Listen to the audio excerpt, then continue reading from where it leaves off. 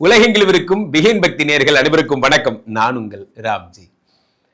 இப்போ வாழ்வியல் பலன்கள் பத்தி நம்ம பார்க்க போறோம். ஒவ்வொரு ராசிக்கு முடிய உங்க வாழ்க்கையில நடந்த விஷயங்களை பத்தி சுவாரஸ்யமா சொல்ல போறேன்.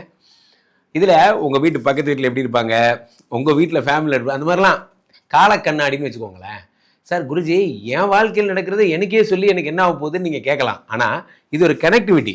என்னன்னா, நீங்கள் இந்த கமெண்ட்ல கீழே எஸ் போடணும். நான் இப்போ சொல்றது கரெக்டாக இருக்கும் பொழுது, ஆமாம் குருஜி நீங்கள் சொல்கிறது எனக்கு மேட்ச் ஆச்சு அப்படின்னு நீங்கள் எஸ் போட்டால் தான் எனக்கு அதில் ஒரு சந்தோஷம். First point. ரெண்டாவது, தொடர்ந்து நம்ம மேஷராசிக்காரங்க என்னென்ன பண்ணணும், என்னென்னலாம் வீட்டில் வைக்கணும், அந்த மாதிரிலாம் தொடர்ந்து பேசுவோம். அப்படி அதுக்கான முன்னோட்டமாகத்தான் இந்த பதிவு.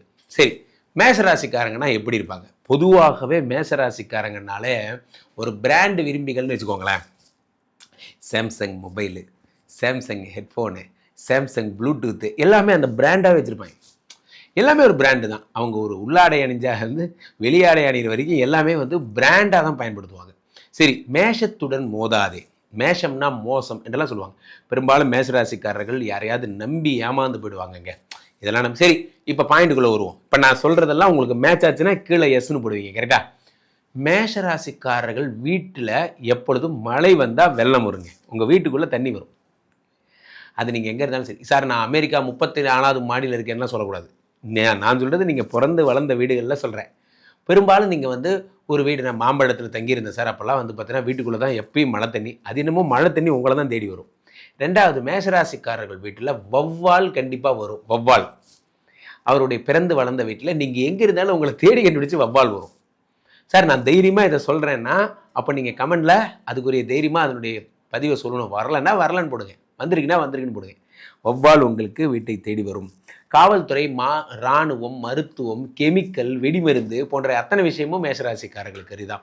மேஷராசிக்காரர்கள் உயிரே போனாலும் துரோகம் பண்ண மாட்டாங்க. ஆனால் அவங்களுக்கு ஒரு துரோகம் பண்ணிட்டா அவங்கள சும்மா மட்டும் விட மாட்டாங்க. இதெல்லாம் அவங்களோட குணம். மேஷராசிக்காரர்கள் பெரும்பாலும் பார்த்தீங்கன்னா அவங்களுடைய அப்பாவுக்கு எப்போ பார்த்தாலும் உடம்பு சரியில்லாமல் போகும். அவங்க அப்பாவுக்கு உடம்பு சரியில்லாமல் போகும். அப்பாவுக்கோ அல்லது அவங்க தாத்தாவுக்கோ 2 பொண்டாட்டி இருப்பாங்க. மேஷராசிக்காரங்களுக்கு அவங்க அப்பா அல்லது தாத்தா, அவங்க வீட்டில் 2 மனைவிகள் இருப்பாங்க.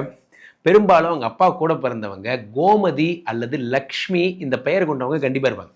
அவங்க வீட்டில் கோமதி அல்லது லக்ஷ்மி நிச்சயம் இருப்பாங்க. அப்புறம் இவர்களுக்கு பழமை விரும்பிகளாக இருப்பாங்க. ஆன்டிக் பொருட்களை விரும்பி வைப்பாங்க வீட்டில்.